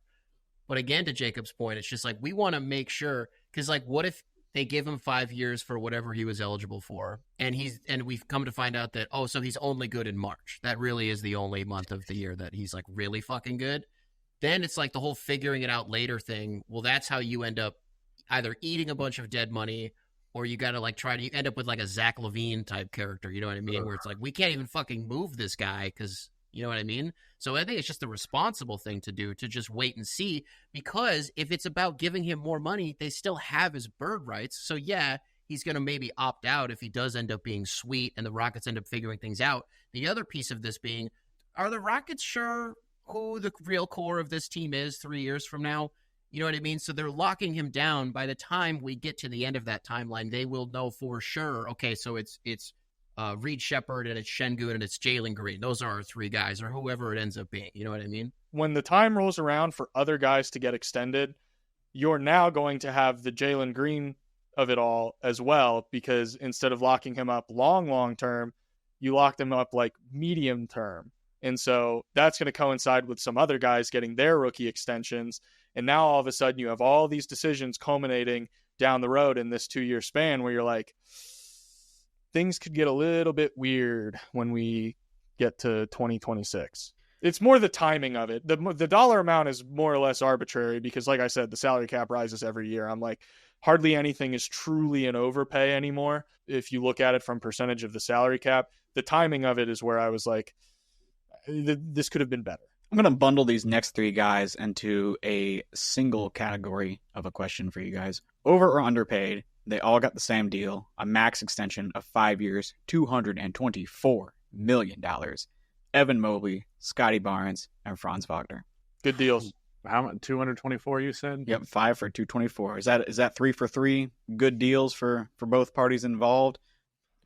I think it's a great Jacob, one you take that deal? I don't know if I would take that deal, Udovich. I'd say that is a Scotty is a good contract. Like, honestly, maybe an underpay. Franz, and who is the other one you were saying? Evan Mobley. Those guys have a lot to prove offensively that I'm a little worried about. Franz inside the arc, there's nothing to worry about. But the 3-ball drop off last year, I'm just a little worried about it. He's been good at shooting at other points in his career, so they'll probably be fine. So I'm not as concerned about him. Evan Mobley, dude, his defense is so good and his offense is so fine that it ultimately won't be like a huge deal that you're paying him this amount of money per year. It amounts to 45 on average. It might kind of suck a little bit if he just ends up being roughly the same offensive player that he is right now for the rest of his career. So Franz and Mobley, I'm a little hesitant on. I think the Scotty deal is great. I think Scotty is like going to be a crazy high-level second option to the point that it's worth that amount of money, no doubt, especially given that he's like most of the young players to be excited, most of the young core aspect of Toronto to actually be excited about. Everybody else is cool, but it's Scotty's the dude. AlexHoops, number 1 overall pick in our fantasy league, Scotty Barnes. What about Jalen Suggs? He was. I didn't have the number 1 overall pick. Not your number 1 overall pick. Oh, I was like, I don't want people to think I'm a moron drafting Scotty Barnes as the number 1 overall pick. 7th overall. Yeah, you gave yourself the first overall pick. Well, I am not the commish. Who was on the board? Okay. For some reason, I thought you were. Scotty Barnes would also be a bad 7th pick. It's a dynasty league. Okay. Scotty Barnes. What? Yeah. Scotty Barnes' average ADP is pretty high in dynasty. I don't know. I guess I don't know enough about actual fantasy sports. I was Quick, going. Someone come up with a fantasy basketball. But segment. you felt confident enough to say that he was a bad. Brother, 7th I overall was pick. just thinking if you can draft 7 players in the NBA, Scotty Barnes isn't one of them. I wasn't thinking about it from that angle. So my apologies. I would have loved to have been asked to do this fantasy league. What the fuck are you guys talking about? You guys have a fantasy league? No, my friend was like, hey, our dynasty football group is trying to do basketball, but like only half of these guys are actually interested. Do you and maybe one other person want to come on? And I was like, yeah. Sounds like 2 other people came on. Yeah. Me and Alex. Oh, okay. I thought Jacob was in it too. Oh, No, okay. Never mind. That's fine then. Oh, okay. That's why I was ignorant. No, yeah, you were both left out, and therefore this is equality. I don't like fantasy sports, so I don't give a shit. Yeah, I would have said no. I just, I'll give you my fantasy football team. Those guys are losers. Jalen Suggs, 5 years, 150. A lot of people are probably going to feel overpay if you don't know his game or how the salary cap works. Personally, I think it's a little bit of an underpay. Yeah, I would say that too. Underpaid. I think he's probably worth that right now and will be definitely a great value contract come next 2 years from now, especially if his game develops even further. Guy who got the same exact deal as Jalen Johnson. So how do you think that compares? I was going to say, I think people got to get used to $30 million today is what you pay for a high-end starter. Even if they're not a star, you might have paid a guy like this $18 million 10 years ago, but that's just not the NBA we're in anymore. You pay high-end starters $30 million. That's just kind of how it is. Isaiah Hartenstein is the other example where people, KCP, he's getting $22 million or something like that. Nick Claxton got, I think, $29 million. That's just what you pay for high-end guys like that. Better signing for the same money, Jalen Johnson or Jalen Suggs? Who's the better Jalen for 150 over 5? Jalen Johnson, because I feel like I see more star upside with him, whereas I think Suggs is going to be like a Drew Holiday, like specifically like Celtics type Drew Holiday, not like all-star Pelicans or Sixers Drew Holiday, but like 15 points per game, crazy three-point shooting, really good decision-making, some of the best perimeter defense in the NBA. Jalen Johnson could be an all-star, like, and maybe a few times at that. So 30 a year for that guy, that's a great deal. Nick seems like he's percolating on a lot of things right now. And the most important thing about Jalen Johnson, he did not go to Gonzaga, so he doesn't fucking suck. This is very important. You're right. Yes, this is a massive part of the shoot-around canon. He went to a much better school, Duke. Everyone loves. I'm fine with that. Just don't go to Gonzaga. What school did Corey Kispert go to? Gonzaga, which is why he fucking sucks. He signed a 4-year, $54 million deal, by far the lowest on this list, -1. That's a fire your agent, dude. Awesome deal. No, it's a great deal. That's such a team-friendly deal. That rules. Right, which is, as a player, you don't want to sign a team-friendly deal. Especially when your team is the Wizards. Right, like, what the fuck? Yeah, well, let's keep this up so we can give Bali a couple more shots a game. They're saving money so they can sign Alex Sarr to an extension down the road. That'll be the day. So yeah, massive underpaid. Corey Kispert's awesome. Few more rookies. Trey Murphy, 4-year, $112 million. Over or underpaid? You said 412? 412. Slightly less than Jalen Johnson and Jalen Suggs per year, and 1 year less. Underpaid with the caveat that he does more this year. Right. Like if he stays the same player, that's pretty adequate. That's about what I would expect. But he's young and has a lot of ability to get better. So should have done it earlier if you wanted more money, though. And then Alperen Sengun, 5 years, 185. Over or under? We've skipped Nick's opinions a lot, so I want to go back. I appreciate you. I really appreciate you, Alex. Rudy's right. I have fucking nothing to say. Okay. I really appreciate you. Thank you. That's staying in. So yeah, Alperen Sengun, 5 years, 185. Overpaid, underpaid.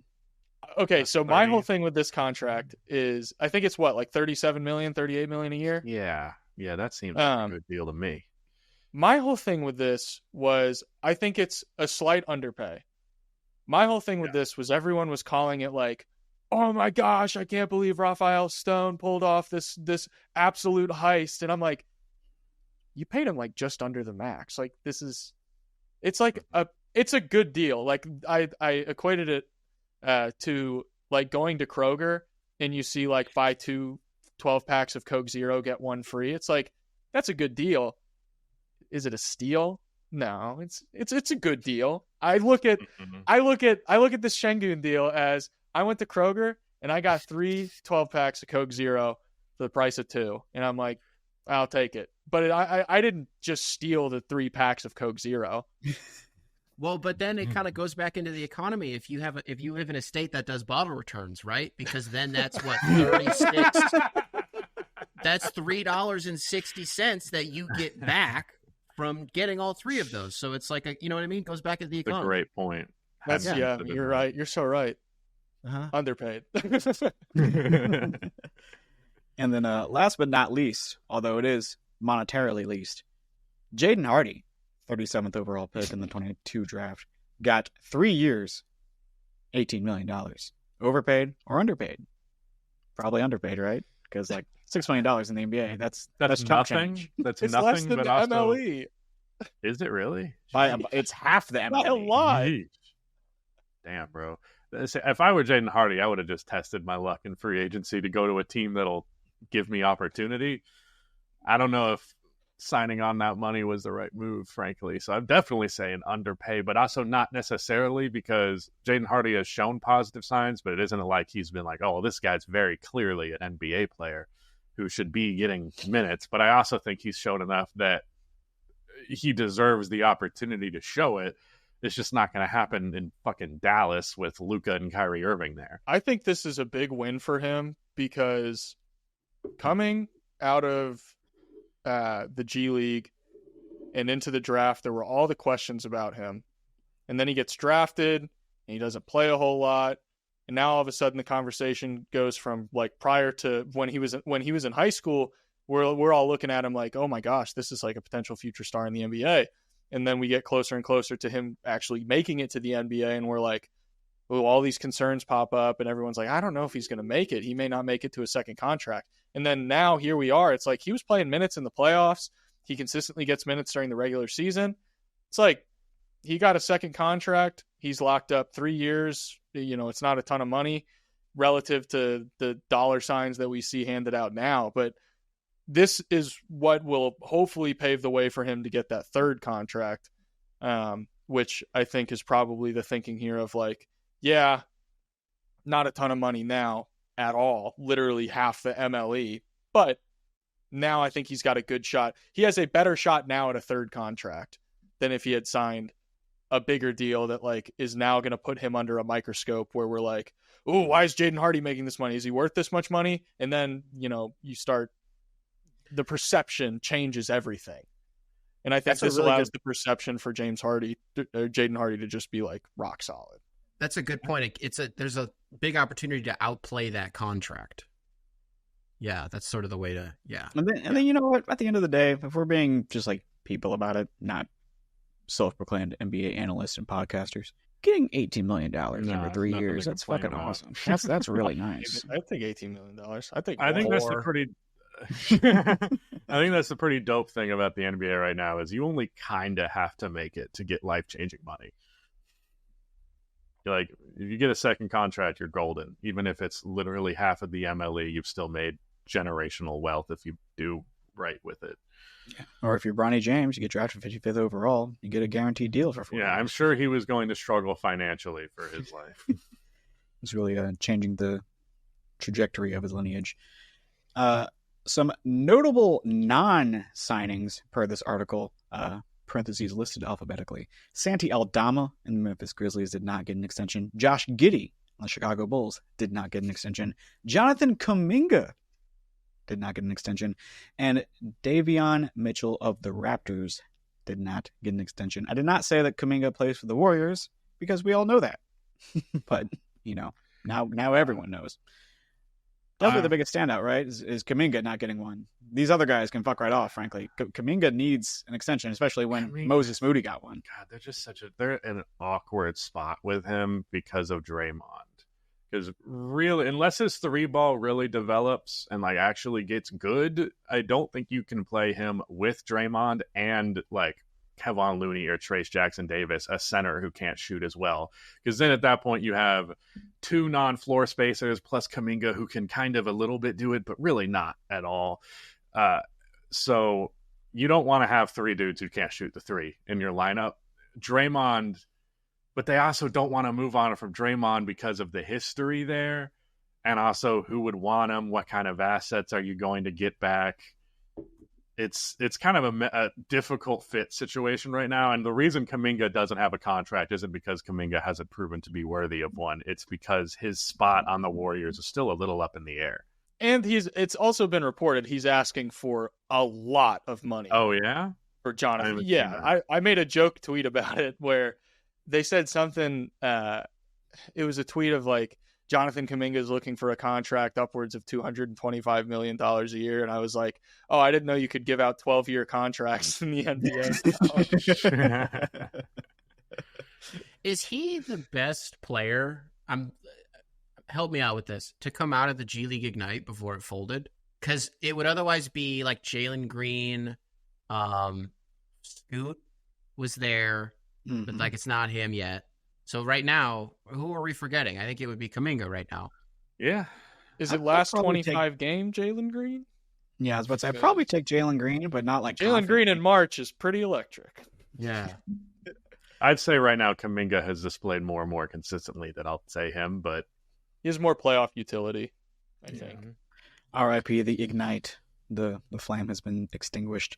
And then we got again, I talked about Moses Moody. He got a 3-year, $39 million extension. Underpay for sure, right? Like, what are they doing even retaining him? Kind of a genius move. It's like some 2K shit where you underdevelop a guy, re-sign him, and you're like, all right, now you can play that. You are definitely not going to cost us an arm and a leg. Then Aaron Gordon got a 4-year, $133 million extension. Probably just right, but if we're not allowed to say it, I'm going to lean towards Overpaid because I think he is this valuable in this context. But if you tried to move Aaron Gordon, I could see a world where that contract is the market is the market going to get him that kind of money? Probably, but I'm not 100% sure. Someone probably would. Yeah. Can I say something real quick, just not to backtrack too much about Moses Moody? Please. You mentioned that like kind of a 2K thing to not play a player and then underpay him. I wouldn't be surprised if, this is not the first time a team has done that, but I think this is kind of one of the first times a team has done it like really successfully, where it's like, oh wow, he's definitely going to be worth more than this. I wouldn't be surprised if the next CBA negotiations, if the Players Association looks at that and they're like, hey, you guys we need to figure out a way to make sure you can't do this anymore. Because that would be a very big problem. And I could see in the new era of the second apron, I could see a world where teams look at that and they're like, this might be pretty smart. Yeah, draft and stash, but make it a top 10 pick and put them on the end of your bench. That's a little bit weird. It's definitely something that they probably want to legislate out of the game. I'm struggling to imagine how they could do it, but I'm also not trying to be that creative about it right now. If I was Moses Moody, I would be like, fuck the Warriors and fuck Steve Kerr, but I'm not Moses Moody. Yeah, $13 million a year in San Francisco is like $300,000 a year in Alabama, man. Like, I don't know what he's doing. Yeah, dude, that's at a 50% tax rate, and then you have to live in San Francisco. Final contract extension up for discussion is this Rudy Gobert deal. 3 years, $110 million. I believed he had 2 years left on his deal, including this current season, so that he is now under contract for the next 5 years, again, including this season. Putting all their chips on the table for Rudy Gobert and sending away Cat. How we feel? Overpay? Underpay? Underpay. Motherfuckers like to do rangs. I'm talking depoys. That's Rudy Gobert. That's what he's got. You know what wins you championships? What do they say? What do they say, Rudy? What do they say wins championships? Croissants. The Stifle Tower has got plenty of those. That's why he has so many championships. Yep, it's all that French blood. I mean, how can you pay him this money when he was the worst player in the Maverick series? That's a lot of money for the worst player on the floor for that whole series. We don't get a lot of outright sarcasm from you on this podcast, Jacob. It's almost jarring. It's funny because I'm sarcastic normally, but we were like, "Oh, don't go to the Diddy party," and you were like, Diddy. You were like, "Did you guys hear about this?" Look, man, and this is the reason we need to stop doing this shit live. Sometimes, man, when I connect a thought in my head, I cannot keep it in my mouth, and that one I was like, "Yeah, Diddy is a sexual predator. You're right." Art from the artist. Didn't go to his predators. Speaking of sexual predators in basketball, though, oh my God. I'm so dead ass right now. Did we see LeBron James tweeting about people booing Deshaun Watson when he broke his Achilles? I thought you were calling LeBron a sexual predator. I was like, what is going on? Not yet. No, I didn't. Rudy, I didn't see this. I didn't hear about this. Was he like disavowing those fans? Yes, he was like, man, y'all are lame. Shout out to everyone who didn't boo. Hashtag Cleveland forever. This isn't Kevin Durant going down in the finals. This is Deshaun Watson going down as the Browns quarterback. The point I was going to make, this isn't like Kobe or Derrick Rose or, players who have a case where there is some level of ambiguity to it. This motherfucker did that, and he did that to he allegedly did that to so many people to a degree where it's like, come on, bro, this guy's a monster. This guy is a walking demon. And boo his ass every chance you get. Yeah, it just doesn't do much for LeBron's face. No. Dog, what if Bill Cosby suited up for the Cleveland Browns? Yeah, no. Rudy, let's get this thing back on the road. What else do we got? One last thing I gotta get off my chest. This just does not do much good PR for LeBron. As much of a PR maestro as he is, as like the most Machiavellian player of all time, to the point where he can get his son on his team no matter what. It's very odd to me that he would blunder to this degree, and it does a lot to make me suspicious of him when he says, "Ain't no party like a Diddy party." That's all I'm saying. He's been to the Diddy parties. If I was LeBron after all this Diddy shit, I would shut the fuck up. I wouldn't say anything in that territory. Maybe LeBron is just a gym rat and he never saw the Deshaun Watson news. Let's give the guy some fucking slack here. Maybe he doesn't know. LeBron doesn't have like he don't got it. And a bunch of people were like doing the James Harden, he don't have internet. LeBron has internet. LeBron has internet. He posts pictures on his stories of like him watching the games. It's like, yeah, but they don't talk about his assault during the games. Normally, no. Hey, if you ever watch this like Sports Center, they do. Or like, I'm just trying to give LeBron the benefit of the doubt. My king. I'm just trying to, paint a picture where maybe he doesn't know. Shout out to King James. Now, to close the show, should we say shout out to King James after all of that? Yeah, after all of that. Yes. Yes. To close the show, I want to take a moment and I want to step off the court. I want to talk about pure entertainment. I want to have some fun with this podcast. Let's talk about Love is Blind. The weddings are tonight. Who's getting married? Who's getting left at the altar? What's going to happen tonight, Nick? What are your predictions? So my thing is, I always hate the weddings because they're really boring. Like, I don't like the happy couples on Love is Blind. You know what I mean? Like, I'm not turning on the show to see people like actually like fall in love and like have really romantic stories. And so the weddings are sometimes like when you go into it and it's like, oh, this is the couple that you know for sure. Like, they're both going to say yes. Like, okay, I'm going to skip this because I'm not really here for the matrimony and the theater of this beautiful wedding of two people.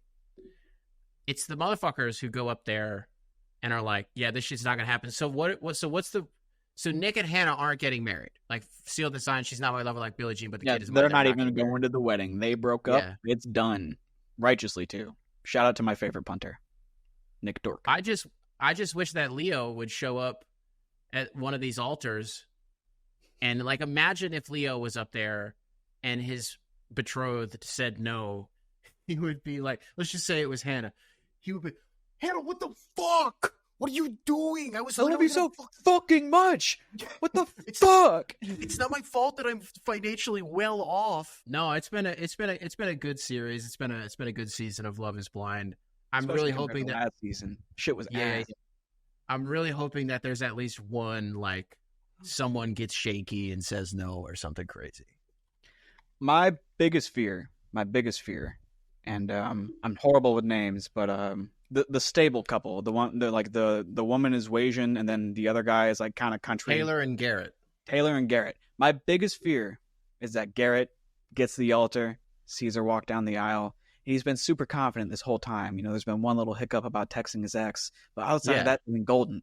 He has said a couple times that his family is very unhappy about the idea of him moving to San Diego from Virginia.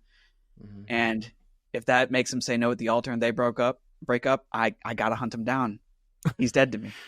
There's no way. There's no way. He's so in. Like, my girlfriend and I were trying to like get in his head, and she was like, because during all of the texting his ex stuff, it was like a conversation of, is he like blissfully ignorant to the technical nuances of just liking a message and not, like not responding, all that shit? Or does he know it because he's a smart guy? Does he know like science smart? Does he know exactly what he's doing? I really do think he's more golden retriever than anything. I'm not worried about them at all. I think they're good. I think it was very important to him that he got her back on his side. Oh, and then, so what's going on with Ramses and Marissa? I don't think they stand a chance. I think Ramses is like in his head in a major way and like considers himself a virtuistic person. And Marissa is, no condescension intended, but she is like the median American. She is the most normal, standard, bog average person who, grew up in the DC area and has been like not grew up, but has grown up, as in her early adulthood in the DC area, and yet doesn't really engage with politics. She's still one of these people who's like, doesn't want to turn on her critical thinking too much. And at the end of the day, I think Ramsey's going to be like, I don't know if I want to raise my kids with this woman. You know, well, I don't Doug, know if I want to have sex with a condom on. That I was gonna say. So Jacob and Alex, just so you guys don't feel left out. So this guy is very like free spirited, very free flowing, and he's like, oh, the military sucks and billionaires are unethical and like free Palestine, and like he can't help himself but like put his political shit, like he can't help but wedge. Yeah, he can't help but wedge it into every single conversation. He cannot fucking help himself, and it drives me insane. So to Rudy's point, he is very virtuistic. Unless you ask this motherfucker to wear a condom, he's gonna kill himself. He's like, "What the? It has to be enjoyable for me. What the fuck?" Like this guy rules. That's very real. It's crazy. No, sure, but we're Man not. should try to use some lambskin. Get off the latex, brother. You know. I don't know. I don't know. I think just to put a bow on this, I need there to be one blow up, and then the reunion's gonna rule next week. But I need there to be one blow up. And then there's the couple who had the man is like super religious, but then it's like, surprise, he has kids, but he's not. He's a sperm donor. Sperm donor for his gay friends. Yeah, it's Tyler and Ashley. Ashley, yeah, the most forgettable names. Yeah, I don't know if you've seen the social media stuff like outside of the show about Tyler. That man is a liar. Oh, okay, he is full of shit. My girlfriend about very important stuff. So what is it? Because I saw that like one of his like BMs he did a is fucking Zoom involved interview in them kids' lives. He is not just a sperm donor to his lesbian friends. He has pictures of them opening Christmas gifts together and shit. Like his whole like friends and family were surprised when he announced that he was going on the show. When Ashley asked him, "Do they know what you look like?" He said, "I don't know." They know what you look like, bro. You're their dad, and you act like their dad. How are you just gonna not disclose that you're a real dad on Love? Like, what are you trying to do, brother? Like, I guess he's gonna have a nice career, like flipping supplements on Instagram after this. But like, oh my god, dude, how do you manage to boldly lie about maybe the most important thing in your life? And that'll come out at the reunion because they always use social media and they like see what people say. So that will come out next week. They're probably taping that like this weekend, honestly, or something. Yep. So that's too bad because goddamn. So he to me looks like if Mike Evans and Aaron Donald had a Gaby, he looks like both of them. That's fair. That's fair. Normally I would contest these types of things, but in this case I agree. And then I think that's really all the couples that are serious. I'm looking forward to seeing the rich asshole and Brittany come back and talk about their escapade to Miami. Alex, you watching Survivor tonight? I watch it on Thursdays with my wife and grandmother-in-law. No, that's a better run. I won't text you and spoil anything for you. You enjoying the season? I'm kind of underwhelmed by it so far. It's like It's not bad, but I'm just like it's pre-merge. I don't like how they do pre-merge now, where it's like the 3 tribes. I think you need probably bigger tribes because early on, like the tribal dynamics are just nonsense because everyone's like playing the game and you don't have any like actual interpersonal bonds because everyone's just like, who can I use to get to the merge? They're not actually like, when you have bigger tribes, real authentic bonds are going to form. But when it's 6 people who are all trying to do the same thing of whose back do I need to stab, whose side do I need to be on, whose numbers do I need to get to the merge, and then I can start forming like actual relationships with people. Like Jeff talks about it like it's this actual social experiment, but it's just a game. Like he's like, this is the world's greatest televised social experiment, and I'm like, then why is it so? Why are you not letting them actually be social with each other? Like I don't feel like anyone's actually. I feel like no real relationships have formed, and that's what's always the most compelling. Is like a blind side's not very interesting if you know that none of these people actually care about each other. The blind sides are the best when it's like, no, you've been friends with this person for like weeks now. Well, for them it's days, but for us it's weeks. You've been friends with this person for days and you're like sending them home and crushing their dreams for $1 million. It's like, now, 6-person tribes. I'm just like, I could do without it.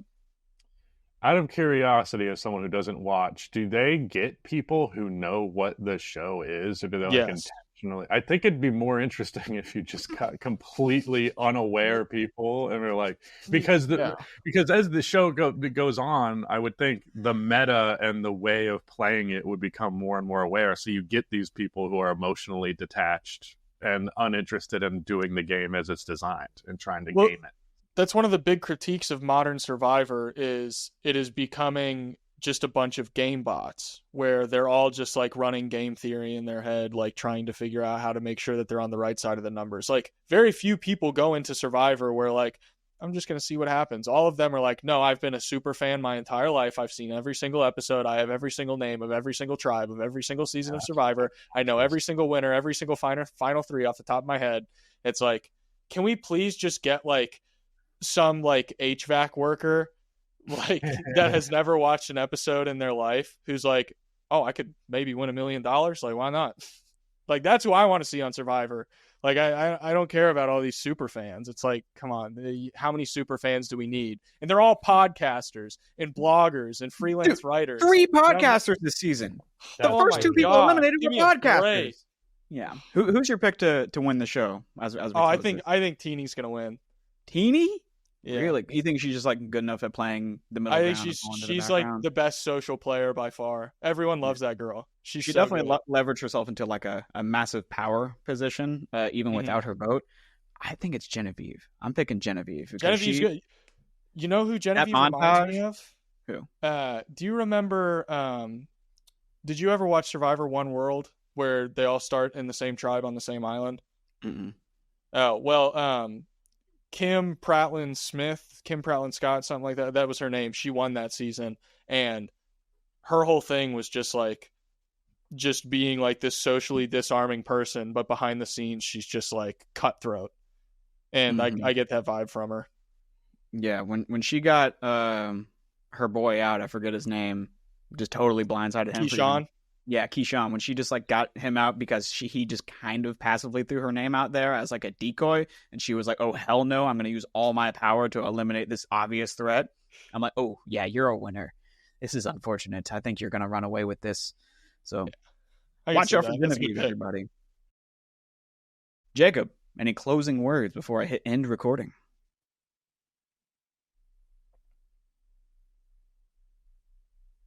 I got nothing.